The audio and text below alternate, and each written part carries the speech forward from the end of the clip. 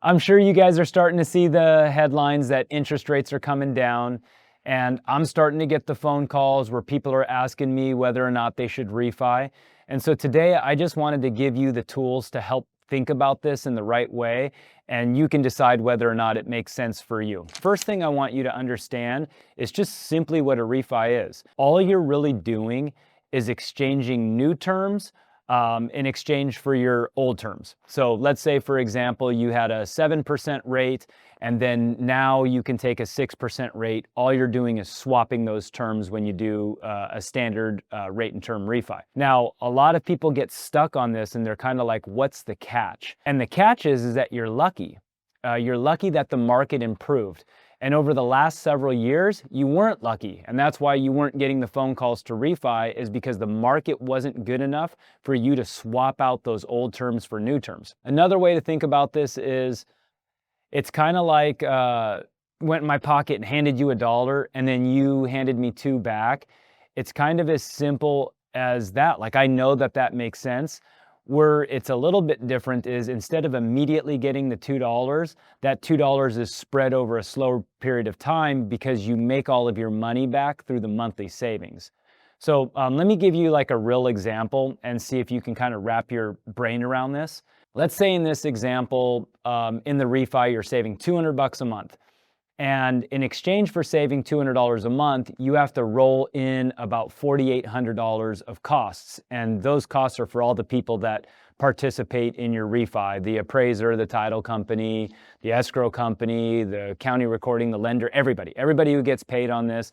Let's say that that's that $4,800. That means in this example, it would take you 2 years to make your money back.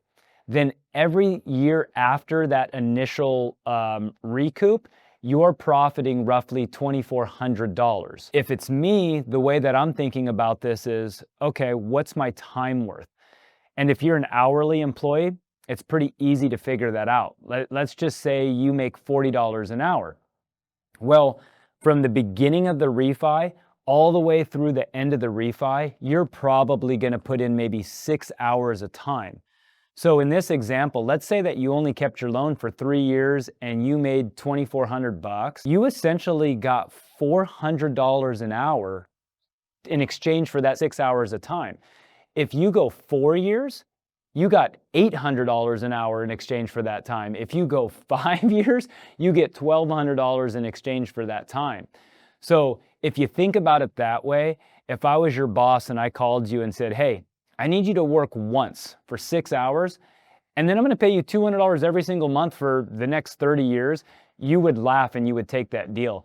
But for whatever reason, when we're talking about refis, people get kind of caught up because I think they think there's some kind of trick or something hidden there. But it's really just analyzing how long you're going to keep the loan for and how much profit you're going to make. Now, the one thing I'm going to throw in here, which also comes up a lot, is people always ask this question: well, Miguel, what if the market gets better? And where I always challenge people on this is, it's kind of up to you whether or not you want to be at the casino and you want to keep rolling.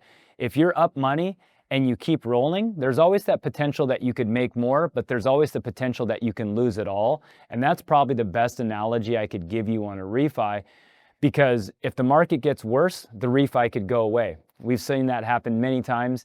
If the market gets better, yeah, you'll make a little bit more money.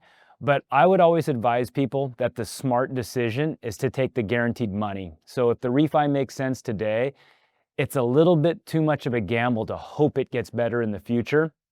I would say take advantage today, and then if the market gets a lot better in the future, then you just take advantage again in the future. So you lock in your savings. If things improve in the future, you lock it in again, but it's a little bit risky to continue to gamble. So if you have your own personal scenario you want to run past me and you just want to work it through, know that I'll make it simple for you and show you this exact example that we talked about in the video with your own scenario. So anyways, call me, guys.